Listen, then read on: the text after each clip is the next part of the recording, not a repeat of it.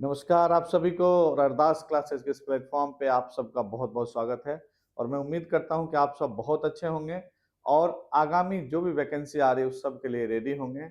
UGC net का exam जो जून में होने जा रहा है, मैं उम्मीद करता हूं कि जुलाई से अगस्त के आसपास सारे जो स्टेट एग्जामिनेशन हैं वो भी होने की पॉसिबिलिटी हो, और उम्मीद करता हूं कि आप सब बेहतर तैयारी के साथ उसमें पास भी करें। तो आइए जिस फर्स्ट पेपर को लेकर के आप सबके साथ हम जुड़े और एक सीरीज कहीं ना कहीं जनरल पेपर का टीचिंग एप्टीट्यूड से लेकर के आगे बढ़ा। आज हम लोग पहुंच चुके हैं लॉजिकल रीजनिंग में, हिंदी में जिसे बोलते हैं युक्ति युक्त तर्क। और युक्ति युक्त तर्क एक ऐसा सेक्शन जहां पर लॉजिक्स की शुरुआत होती है। तो लॉजिक में जैसे ही हम एंट्री करते हैं तो सबसे पहले वेन डायग्राम 150 वाला टॉपिक आपके सामने आता है जिसको सिलोगिज्म बोलते हैं, और वहीं से आज हम लोग शुरू करेंगे और फिर चलेंगे स्क्वायर ऑफ अपोजिशन पे और देखेंगे कितने तरह के कैसे सेंटेंस होते हैं और फिर उसका निष्कर्ष किस तरह से निकाला जा सकता है।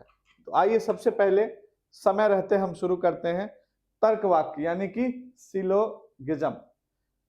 सिलोगिज्म एक ऐसा सेक्शन जिस सेक्शन में आप बहुत आसानी से सवाल कर लेते हैं, बस सेंटेंस को पकड़ना होता है। देखिए आमतौर पे हम देखते हैं कि तीन ही तरह के सेंटेंस होते हैं। एक ऑल, जिसमें कि अगर हम बोल दें कि सभी ए बी हैं तो सभी से संबंधित जो पहला सेंटेंस है उसके लिए ये डायग्राम होता है। दूसरा हम बोलते हैं सम यानी कुछ, और दूसरा इसी के नेगेटिव में आ जाता है कुछ नहीं, एक साथ।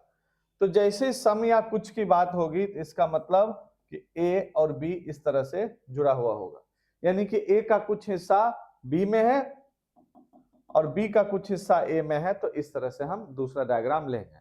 और तीसरा डायग्राम होता है कोई नहीं, नो वन,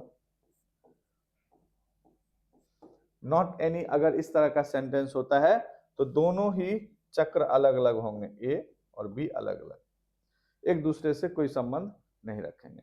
ये चीजें आपको समझ में आ जाना चाहिए। अगर आप इसको समझ लेते हैं ऑल, सम और नो वन, नॉट एनी, इस तरह के, तो आप डायग्राम में कन्वर्ट करते हैं स्टेटमेंट को, आंसर निकल आता है। सिलोगिज्म का सबसे आसान सवाल यहीं से शुरू होती है। अब देखिए हम अगर इसको थ्योरेटिकली पढ़ते हैं क्या क्या चीजें हैं। एक न्यायवाक्य तार्किक तर्क का एक रूप है जो दो या दो से अधिक परिसरों के आधार पर निष्कर्ष पर पहुंचने के लिए निगमनात्मक तर्क का उपयोग करता है। इसमें तीन भाग होते हैं। अब देखिए प्रमुख परिसर, टर्म को परिसर बोला जाता है, तो आप परिसर पे परेशान नहीं होंगे कि पता नहीं क्या दे दिया। इसको मेजर टर्म बोलते हैं आम भाषा में, जब अंग्रेजी में पढ़ते हैं इसी को। प्रमुख परिसर, लघु परिसर और फिर आ जाता है निष्कर्ष। एक सामान्य कथन या धारणा, और लघु परिसर में आ जाता है एक विशिष्ट कथन या अवलोकन। जैसे एक आम धारणा होगी कि जो इस धरती पर आया है उसका जाना तय है, एक सामान्य धारणा है, आप सब इस चीज को सुनते रहे। अब आप बोल दिया कि मोहन धरती पर आया है, तो निष्कर्ष क्या हो जाएगा, मोहन को जाना ही होगा। जिसने जन्म लिया है उसकी मृत्यु निश्चित है, ये आम धारणा है ना। कोई भी प्राणी जो इस धरती पर जन्म लिया है, मान लो किसी का नाम ले लें, पार्टिकुलर किसी में जाते हैं तो उसको क्या होगा, उसकी मृत्यु निश्चित है। ये जो चीजें हैं ये बहुत नॉर्मल चीजों से एक स्पेसिफिक चीजों पे जाते हैं। यहां पे एक वर्ड आया निगमनात्मक, डिडक्शन हो रहा है। इसका मतलब है कि जनरल से स्पेसिफिक, जनरल से स्पेसिफिक जाते हैं, सामान्य से विशिष्ट की तरफ जाते हैं। इसका मतलब हो गया कि सामान्य बातें जो इस समाज में अपने हमारे सबके बीच में फैली हुई होती हैं, चलती रहती हैं, उससे कैसे स्पेसिफिक बातों का निष्कर्ष निकाला जा सकता है। यानी मेजर टर्म, माइनर टर्म और कंक्लूजन की बात बोलते हैं, उसी को प्रमुख परिसर, लघु परिसर और निष्कर्ष बोलते हैं। अब आप बताएं कि इससे आसानी से कर सकते हैं कि नहीं, क्योंकि जो सामान्य बातें होंगी स्टेटमेंट में, कुछ भी सामान्य बातें होंगी तो दूसरा वाला उसका एक हिस्सा होगा, स्पेसिफिक एक छोटा सा पार्ट होगा, उसको इजीली आप कर सकते हैं, कहीं से कोई दिक्कत उसमें नहीं है। आइए अब देखते हैं, कुछ एग्जाम्पल्स आ जाएंगे तो आपको और क्लियर हो जाएगा। अब यहाँ पर देखिए, एक न्याय वाक्य की रचना में एक न्याय वाक्य आमतौर पर इस संरचना का अनुसरण करता है। क्या? सभी ए बी हैं, ये प्रमुख परिसर हो गया। ऑल का मतलब ही हो गया जनरल, सभी। अब देखिए एक्स ए है लघु परिसर, एक्स ए है, इसलिए निष्कर्ष में क्या हो जाएगा, एक्स बी है। अब एग्जाम्पल में देखिए, हमने यहां पर दिया कि सभी ए क्या है, बी है, बी बड़ा गोला में आ गया। और बोल दिया कि एक्स ए है, तो सभी एक्स क्या है, ए है, इसलिए एक्स क्या आ जाएगा आंसर, बी है। अभी और एग्जाम्पल में समझ में आएगा। देखिए यहां पर एक न्याय वाक्य उदाहरण देखिए, सभी मनुष्य नाश्वर हैं। ऑल ह्यूमन बीइंग क्या है, नाश्वर है, मरणशील है। सुकरात मानव है, ये उसका एक स्मॉल हिस्सा हो गया, पर्टिकुलर हो गया, तो सुकरात क्या हो जाएगा, नाश्वर हो जाएगा। ये ध्यान रखना है मेजर और माइनर और कंक्लूजन में। मेजर से माइनर के थ्रू कंक्लूजन इजिली निकल आएगा। अब आप चलिए, मैं स्क्वायर ऑफ अपोजिशन से जाने से पहले कई सारे एग्जांपल्स इसमें लिए जा सकते हैं। जैसे मैंने बोला कि सभी ए एफ हैं, इसको आप कैसे बनाएंगे, कुछ बी ए है, तो निष्कर्ष क्या निकलेगा, इसलिए डैश व्हाट, इसका डायग्राम बना सकते हैं। दूसरा क्वेश्चन ले लीजिए, कुछ ए बी हैं,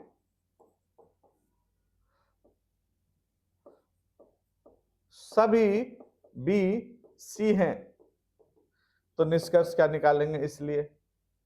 और ऐसे ढेरों एग्जांपल्स आप प्रैक्टिस सेट में कर सकते हैं, जहां पर आपको ढेर सारे क्वेश्चंस मिल जाएंगे। आप चाहें तो उसको एप्लीकेशन पे जाकर के उसका डिटेल्स कई सारे क्वेश्चंस का सेट देख सकते हैं, जो कंटिन्यूअस इसी पर बेस्ड होगा, और उसके एग्जांपल्स के जरिए आप अपना प्रॉब्लम सॉल्व कर सकते हैं। सिलोगिज्म में बहुत ज्यादा टाइम लगाने की जरूरत नहीं है। आप तीन कॉन्सेप्ट समझेंगे, सभी, कुछ और कोई नहीं। सभी, कुछ, कोई नहीं। अब तीनों के डायग्राम माइंड में रख लेंगे, एक गोला के अंदर पूरा गोला, एक गोला आधा आधा आपस में, और लास्ट में दोनों गोला फ्री। जब ये सर्कल फ्री हो गया है तो कोई रिलेशन नहीं है। अगर ये सर्कल एक दूसरे पे ओवरलैप है, इसका मतलब कुछ रिलेशन है, और अगर ये सर्कल एक दूसरे के अंदर है, इसका मतलब परिपूर्ण रिलेशन है ना। तो ये चीजें तीन बार ध्यान रखेंगे, सेंटेंस पढ़ेंगे, कोई भी क्वेश्चन अभी आप सेट उठाएं, आपका आंसर होना शुरू हो जाएगा। अब देखिए, अब आ जाते हैं स्क्वायर ऑफ अपोजिशन पे, जो जानना बहुत जरूरी है आपके लिए। इसके कॉन्सेप्ट को अगर समझ लेते हैं तो आपका क्वेश्चन आसानी से क्लियर हो जाएगा। स्क्वायर ऑफ अपोजिशन दरअसल सेंटेंस, या कहा जाए कि प्रीमाइसेस जो होते हैं, उस प्रीमाइसेस को समझने का एक जरिया होता है कि कितने तरह के कथन हो सकते हैं। देखिए, प्रीमाइसेस जितने भी होंगे, यहां पर देखिए,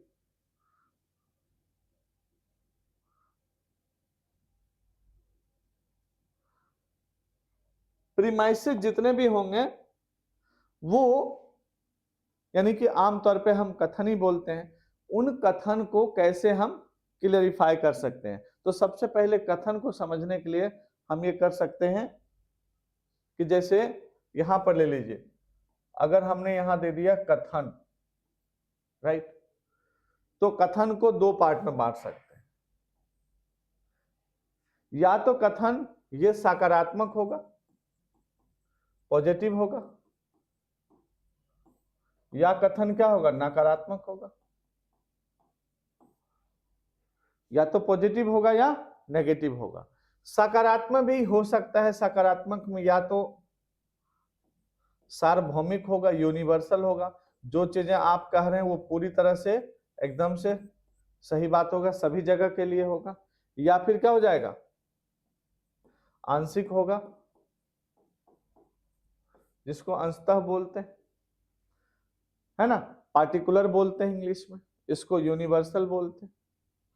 यहां पर भी यही चीजें हो जाएंगी, सार्वभौमिक या आंशिक, यूनिवर्सल या पार्टिकुलर। इस चीज को आप ध्यान रखना कि इतने तरह के ही कथन जनरली मिलते हैं।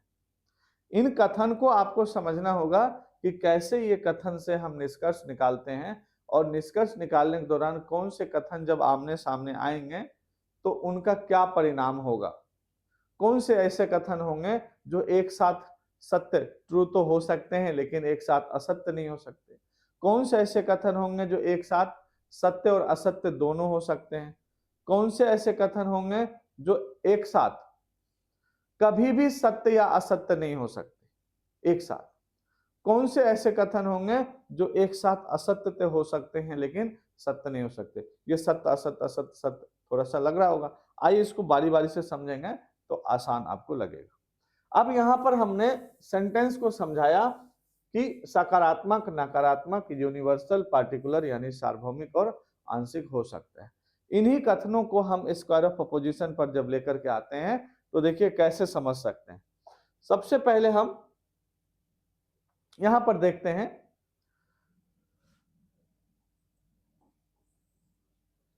ए, ई, आई और ओ, ये चार तरह के कथन की बात हुई। इन चारों तरह के कथन को आप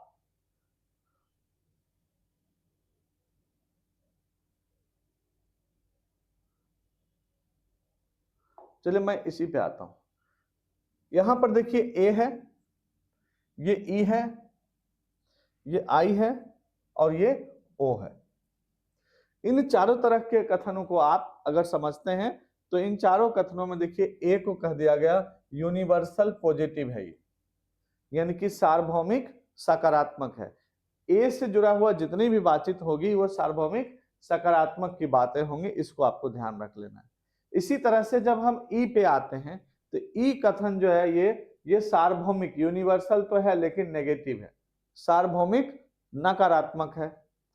आई में आते हैं तो आई जो है पार्टिकुलर पॉजिटिव है यानी कि आंशिक सकारात्मक है।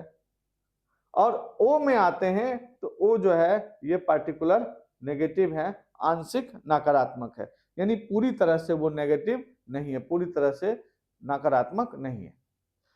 अब आधे तरफ से है यानी अंशतः है, यहां भी अंशतः है, यहां पूर्णतः है, यहां पूर्णतः है, जिसको सार्वभौमिक बोला जाता है। ये चारों का पहले तो आप ये याद रख लीजिए, ए, ई, आई, ओ। जब ये चारों सेंटेंस आपको याद हो जाता है तो उसके बाद मतलब ये होता क्या है, तब इन चारों के बारे में थोड़ी सी जानकारी लेंगे, फिर हम इनके रिलेशंस को देखेंगे। जैसे ए कथन जो है जो सार्वभौमिक सकारात्मक है, उसके लिए ए अपने आप में जो सभी से जुड़े हुए कथन होंगे ना वो ए में माना जाता है। जो कथन कोई नहीं, नॉट एनी, कोई नहीं से जुड़ा हुआ होता है उसको हम सार्वभौमिक नकारात्मक में लेते हैं। जो कुछ से जुड़ा हुआ सेंटेंस होता है उसको हम अंशतः पॉजिटिव में लेते हैं, और जो कुछ से जुड़ा हुआ, कुछ नहीं से जुड़ा हुआ बात होगा उसको हम अंशतः नेगेटिव में लेते हैं। तो ऑल, अब यहां देखिए नो वन यानी ऑल नॉट कह सकते हैं, यहां सम नॉट, कुछ कुछ नहीं। इसके बाद जब हम आते हैं तो देखिए पहले इसको समझते फिर हम उस पे आएंगे। सार्वभौमिक सकारात्मक जो ए है, ए को समझने के लिए क्या क्या शब्द लिया गया इंग्लिश में, हिंदी में, तो यहां पहले हम हिंदी में समझते हैं, आप सबके लिए हिंदी जरूरी है। सभी, सभी को और क्या कहा जा सकता है, प्रत्येक, हर एक, हर कोई, हर हालात में, सदा, हमेशा, निश्चित रूप से, आवश्यक रूप से, ये जितने भी शब्द हैं ये सिर्फ सभी का ही सिनोनिम्स है। तो आपको ये पहले ध्यान रखना है कि ए अपने आप में इतने सारे शब्दों को समाहित करता है, और हर एग्जाम में बदल बदल के हर साल इस तरह से क्वेश्चन इन्हीं शब्दों से पूछा गया है जब भी हम ए जैसे सेंटेंस की बात करते हैं। अब देखिए इसी तरह से ई आ गया, सार्वभौमिक नकारात्मक है ये, यूनिवर्सल नेगेटिव।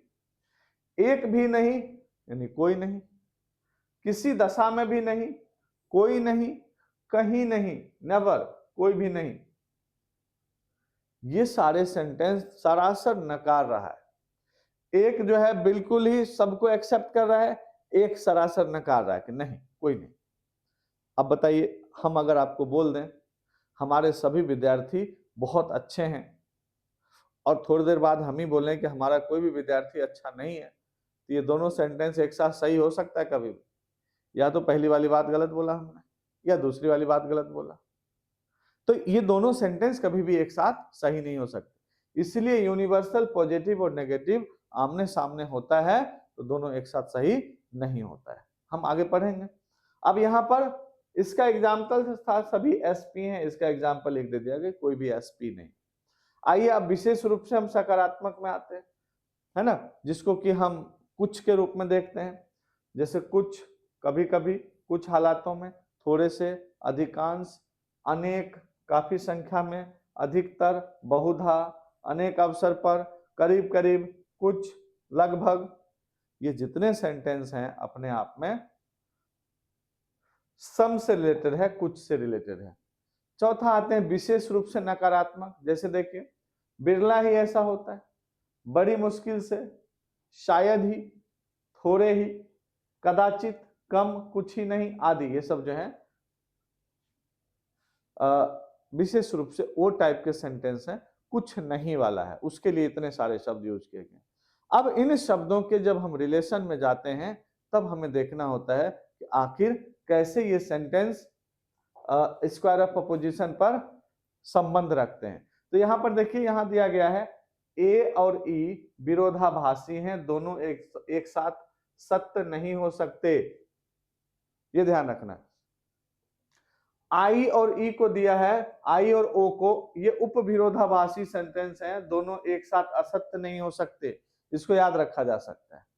फिर कह रहा है ए और ओ विरोधाभास है, ई और आई विरोधाभासी हैं, ये एक साथ सत्य हैं, दूसरा एक सत्य है तो दूसरा एक साथ गलत है, एक सत्य है दूसरा असत्य है, यानी कि ये दोनों कभी भी एक साथ ना तो सत्य हो सकते हैं ना ही असत्य हो सकते हैं। एक सत्य है तो दूसरा क्या हो जाएगा, असत्य हो जाएगा, हमेशा ध्यान रखना। अब कैसे इसको समझेंगे? सपोज कीजिए हमने यहां पर ये वाला लिया ए और ई, यहीं से ले लीजिए, ए और ई को लिया, ये दोनों ऐसे ही था पैरेलल में स्क्वायर ऑफ अपोजिशन पे, और इन दोनों के बीच के रिलेशन की जब भी बात होगी, ये ऐसे और ऐसे देखते हैं, तो एक के ट्रू होने पर दूसरा फॉल्स हो जाता है, एक इधर एक के ट्रू होने पे दूसरा फॉल्स हो जाता है। जब इनपुट ट्रू देते हैं तो फॉल्स सामने आ जाता है, लेकिन जब इनपुट फॉल्स आएगा तब कहना मुश्किल होगा, जिसको अनडिटरमाइंड कहते हैं। आइए स्क्वायर ऑफ अपोजिशन पे दोबारा आते हैं। अब देखिए यहां पर देखिए, ए अगर ट्रू है तो ई क्या हो गया, फॉल्स हो गया। यहां इनपुट दिए हम और ये आउटपुट है हमारा, और जब हम इधर से ई को अगर ट्रू लिए हैं, ये देखिए ये ट्रू है इनपुट में, तो ये फॉल्स हो गया। यानी जब भी ट्रू अगर सामने होता है इनपुट में, तो आउटपुट वहां पर क्या निकल के आ रहा है, फॉल्स निकल के आ रहा है। लेकिन जब हम फॉल्स इनपुट देते हैं तो यहां पर अनडिटरमाइन आ रहा है, ट्रू नहीं निकल के आ रहा है। क्या निकल के आ रहा है, अनडिटरमाइन। अब अनडिटरमाइन का मतलब, जैसे यू जो लिखा है इसमें ट्रू भी हो सकता है या फॉल्स भी हो सकता है। उसके बाद इसी तरह से देखिए, एफ यहां से हमने इनपुट में दिया, अनडिटरमाइन यहां आया, तो अनडिटरमाइन में दोनों चीजें हो सकता है, ट्रू भी हो सकता है, फॉल्स भी हो सकता है। तो इन दोनों के रिलेशन को ऐसे समझा जा सकता है कि यूनिवर्सल पॉजिटिव और यूनिवर्सल नेगेटिव, सार्वभौमिक सकारात्मक और आंशिक जो है सार्वभौमिक नकारात्मक, इन दोनों के संबंध को जब हम देखते हैं, इन दोनों का संबंध में ये दोनों कभी भी एक साथ सत्य नहीं हो सकते। असत्य होने की संभावना है, लेकिन सत्य तो हो ही नहीं सकते, क्लियर कट, ये बात याद रखा जा सकता है। इसी तरह से आंशिक वाले में आते हैं, नीचे के दोनों में आते हैं तो आई और ओ का रिलेशन कभी भी एक साथ, देखिए यहां पर ये दोनों असत्य नहीं हो सकते। फॉल्स इनपुट डालने पर ट्रू निकल के आ जाता है आउटपुट, इधर से भी फॉल्स इनपुट डालने पर ट्रू निकल आता है आउटपुट, लेकिन ट्रू इनपुट डालते हैं तो आउटपुट हमारा अनडिटरमाइन आता है, जिसमें ट्रू और फॉल्स दोनों है। तो हम आंशिक वाले को कैसे याद रख लेंगे? ये दोनों कभी भी एक साथ असत्य नहीं हो सकते, आई और ओ, लेकिन सत्य हो सकते हैं। ट्रू तो हो सकते हैं लेकिन फॉल्स नहीं हो सकते। ऊपर क्या था? ट्रू नहीं हो सकते, फॉल्स हो सकते। नीचे क्या रहा? उसका अपोजिट, फॉल्स तो हो सकते हैं, ट्रू एक साथ नहीं हो सकते। तो अगर हम यहां बोल दिए कि ट्रू एक साथ नहीं हो सकते, यहां क्या दें? फॉल्स एक साथ हो सकते हैं, है ना? क्योंकि फॉल्स इनपुट डालने पर आंसर ट्रू आ जाता है, और अगर हम ट्रू इनपुट डालते हैं तो आंसर अनडिटरमाइन हो जाता है, और ट्रू में अनडिटरमाइन में ट्रू और फॉल्स दोनों हो सकते हैं, ये दोनों एक साथ ट्रू हो सकते हैं। अब देखो, इसको अगर हम ऐसे समझना चाहें अलग हटा करके,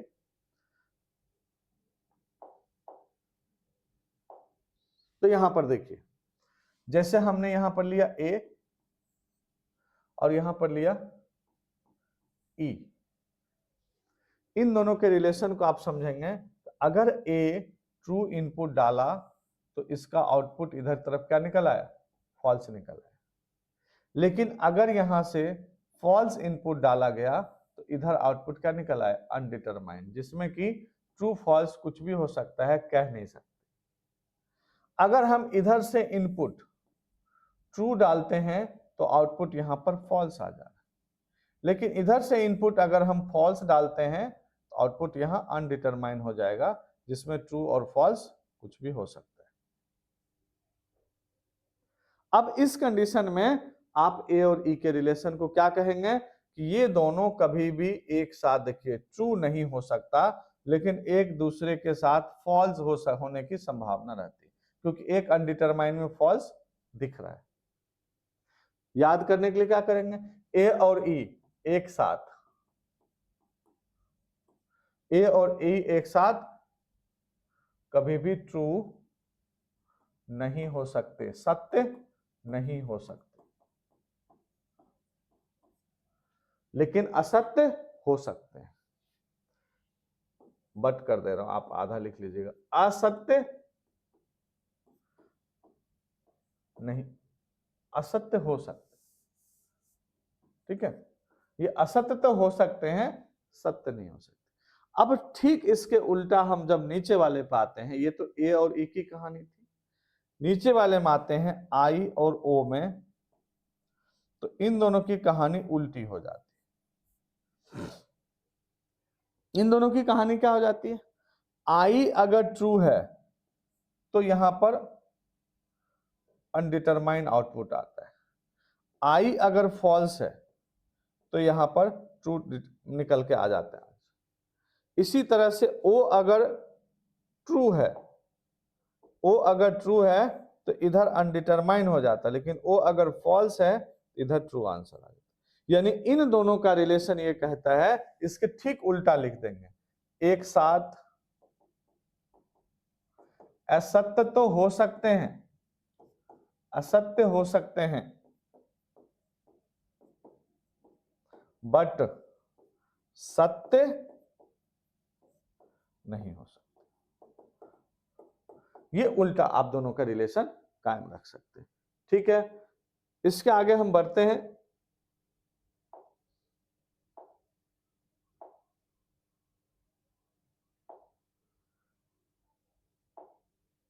हाँ, हमने रिलेशन कहा कि विरोधाभासी है, उपविरोधाभासी है, ए और ओ विरोधाभासी हैं, और ई और आई उपविरोधाभासी हैं। अब देखिए उदाहरण लेते हैं, सभी पौधे, अब कह रहा है इनमें से कौन सा कथन एक दूसरे के विरोधाभासी है?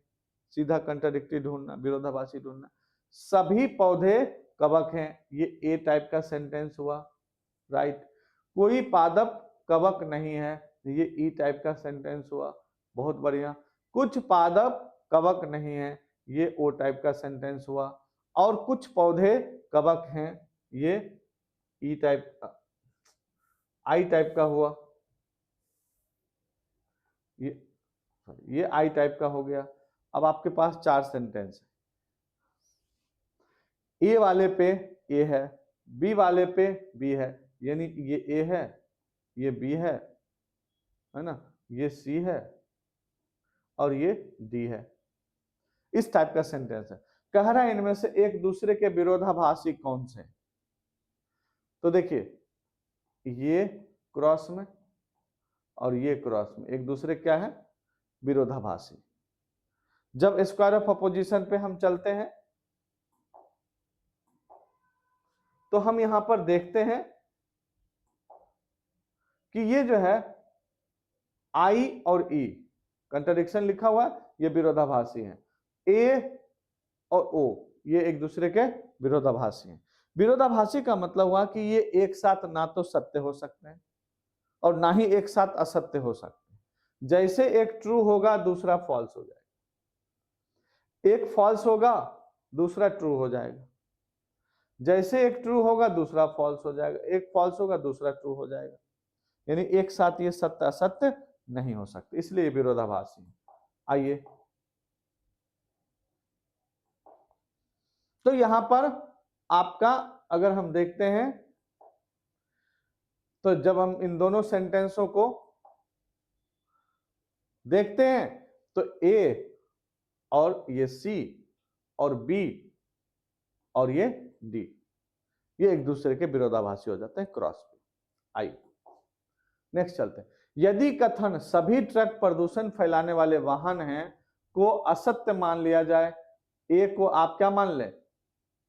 फॉल्स मान लें, तो निम्नलिखित में से कौन सा कथन तुरंत सत्य मान लिया जाएगा? ए का विरोधी कौन है? इधर वो है कुछ ट्रक वाहनों को प्रदूषित नहीं कर रहे हैं, ये क्या हो जाएगा? सत्य हो जाएगा। बहुत बढ़िया। फिर देखिए, निम्नलिखित में से कौन सा कथन इतना संबंधित है कि वे दोनों सत्य नहीं हो सकते, ना वो दोनों असत्य हो सकते? इसका मतलब फिर विरोधाभासी ढूंढ रहा है। यानी कि ए, ई, आई और ओ ये एक दूसरे के क्या है? विरोधाभासी।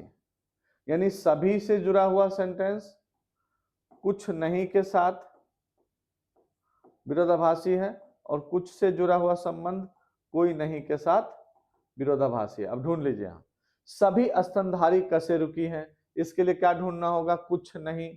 तो कुछ नहीं बोला, ढूंढिए कुछ स्तनधारी कसे रुकी नहीं है, तो ए के साथ क्या हो जाएगा? सी। अब लेकिन क्योंकि ऑप्शन देखना होगा, फिर क्या रहा? कुछ स्तनधारी कसे रुकी है, कुछ के साथ क्या ढूंढना होगा? कोई नहीं, कोई स्तनधारी कसे रुकी नहीं है, बी और डी। यानी कि अगर हम इस प्रश्न को देखें तो ए और सी, बी और डी भी आंसर, दोनों आंसर हो सकते हैं। क्योंकि आपके ऑप्शन में लिमिटेशंस रहता है तो यही आंसर दिया हुआ होगा, तो यहाँ पर आंसर डाल दिया गया है ना। लेकिन इस सॉल्यूशन के अनुसार ए और सी भी एक दूसरे के विरोधी हैं। निम्नलिखित में से कौन सा प्रस्ताव इतना संबंधित है कि वे दोनों सत्य नहीं हो सकते हैं, हालांकि वे दोनों झूठ हो सकते हैं? Both can't be true together, but दोनों फॉल्स तो हो सकते हैं। ये तो हो सकते हैं, ये कभी नहीं हो सकते। यानी संबंध कैसा कैसा मांग रहा है? ए और ई का सेंटेंस मांग रहा है। अब आप देखिए, ई मतलब कोई भी प्रोफेसर भौतिकवादी नहीं है, एक तो ई मिल गया, और ए है सभी प्रोफेसर भौतिकवादी, यानी कि ए और सी का संबंध कभी भी एक साथ ट्रू नहीं हो सकते। बहुत बढ़िया। अब देखिए, सभी गणराज्य आभारी हैं और कुछ गणराज्य आभारी नहीं है, दोनों सच नहीं हो सकते और वे दोनों झूठ नहीं हो सकते। इसको कथन को हम कहा जाता है, क्या कहा जाएगा? कंट्राडिक्टरी कहा जाएगा। ठीक है, यानी क्रॉस में आ जाएगा। जब दोनों परिसरों का विषय और विधेय समान होता है लेकिन वे गुणात्मक गुणवत्ता के साथ साथ मात्रा में भिन्न होते हैं, तो इसे किस रूप में जाना जाता है? विरोधाभासी। ठीक है, जैसे ए, ई, आई और ओ। ए और ई को बच्चों जानेंगे तो ये क्वालिटी में, क्वांटिटी में तो दोनों ऑल से रिलेटेड है, यूनिवर्सल है क्वांटिटी में, लेकिन क्वालिटी में क्या है? एक पॉजिटिव है एक नेगेटिव। यहां क्वांटिटी में तो दोनों कुछ ही है, लेकिन कुछ में एक पॉजिटिव है और एक नेगेटिव है गुणवत्ता में। तो यही चीजें कह रहा है, कंट्राडिक्टरी का रिलेशन होता है, विरोधाभासी का होता है। फिर कह रहा है जब दोनों परिसरों के विषय और विधेय समान होते हैं लेकिन वे केवल गुणवत्ता में भिन्न होते हैं तो इसे कुछ रूप में जाता है, कंट्रेरी कहा जाता है। जब दोनों का विषय और विधेय समान हो लेकिन वे केवल गुणवत्ता में भिन्न हो, यानी ए और ई का अगर हम रिलेशन देखें तो दोनों यूनिवर्सल है लेकिन ये पॉजिटिव है और ये नेगेटिव है, तो इसको क्या बोलेंगे, कॉन्ट्रेरी बोलते हैं। कुछ छात्र ईमानदार हैं जो पूर्व सर्ग का एक उदाहरण है, विशेष रूप से सकारात्मक, है ना, यानी कि कुछ ईमानदार हैं तो मतलब सम पॉजिटिव वाला है, कुछ सकारात्मक वाला है। सूची 1 के साथ आप बी का मिलान कीजिए, सूची विपक्ष के वर्ग में और सूची परिणामी क्या कह रहा है। एक, अगर कुछ फूल गुलाबी हैं तो गलत है, अगर कोई लड़की पक्षी नहीं है ये सच है, यानी कि कुछ फूल गुलाबी हैं ये असत्य है, कोई लड़की पक्षी नहीं है ये सत्य है। फिर कह रहा है यदि कुछ लड़के लंबे नहीं है असत्य है, सभी चॉकलेट मीठी होती हैं ये सत्य है। तो अब आपको क्या करना है, ए के साथ, यानी कि अगर ये ए है, ये बी है, ये सी है, ये डी है, ए के साथ किसका सही रहेगा, कुछ फूल गुलाबी हैं तो इस इधर क्या गलत हो सकता है, ए का। दूसरा देखते हैं, असत्य है, ए असत्य है, ई सत्य है। तो अब यहां पर देखिए ए अगर ट्रू है तो ई क्या हो जाता है, फॉल्स हो जाता है। ये यूनिवर्सल पॉजिटिव और नेगेटिव वाला है, तो यहां पर ए को आपको इस रूप में समझना हो, कैपिटल ए रखेंगे तो ज्यादा क्लियर समझ में आएगा। फिर दूसरा देखिए, कोई लड़की पक्षी नहीं है, सच है, तो आपने दूसरे वाले में देखिए क्या लिया है, बी का 1। असत्य है तो सत्य क्या होगा, तो कहा रहा कि आई असत्य है और ओ सत्य है, आई यहां वाला है और ओ यहां वाला है। अगर ये आई असत्य है, फॉल्स है, तो फॉल्स डालने पर यहां पर क्या हो जा रहा है, ट्रू आ जा रहा है। ठीक है, इन दोनों का लक्षण है। यदि कुछ लड़के लंबे नहीं हैं, असत्य है, तो क्या सत्य होगा, ई असत्य है और आई सत्य है। ई और आई का रिलेशन देखेंगे कंट्राडिक्टरी का होगा, तो ऐसे कर सकते हैं। सभी चॉकलेट मीठी होती हैं, सभी ऑल वाला मीठी होती हैं, तो इसको हम किसके साथ जोड़ेंगे, इसको जोड़ेंगे मैं सत्य है ओ असत्य है। तो यहां पर हम ए को ले लेंगे सत्य और ओ को क्या ले लेंगे, असत्य ले लेंगे, यानी सभी चॉकलेट मीठी होती हैं ये सत्य है, तो ए सत्य है और ओ असत्य है। ऐसे करके इन सूची को जोड़ करके आप निकाल सकते हैं, कोई भी क्वेश्चन अगर ऐसा देता है तो अभी तक हम लोग जो कुछ क्वेश्चंस को देखने की कोशिश कर रहे थे, इसके अलावा भी पीवाईक्यू में बहुत सारे क्वेश्चन हैं। आप जैसे एप्लीकेशन पे सारे क्वेश्चन सीरीज को देखते हैं तो प्रीवियस ईयर का सारा सेट मिलेगा और एक एक का एक्सप्लेनेशन किया गया है। हम उम्मीद करते हैं कि आप सब जो भी अभी छोटे छोटे शब्दों के साथ एक्सप्लेन करने की कोशिश किया गया लॉजिकल रीजनिंग को, उसको बेहतर तरीके से समझ पा रहे होंगे। किसी भी डाउट के लिए किसी भी तरह का या किसी भी लेक्चर को अगर लगे कि दोबारा से इसको समझाया जा सकता है तो निश्चित रूप से आप कमेंट करें, मैसेज करें। बहुत बहुत धन्यवाद।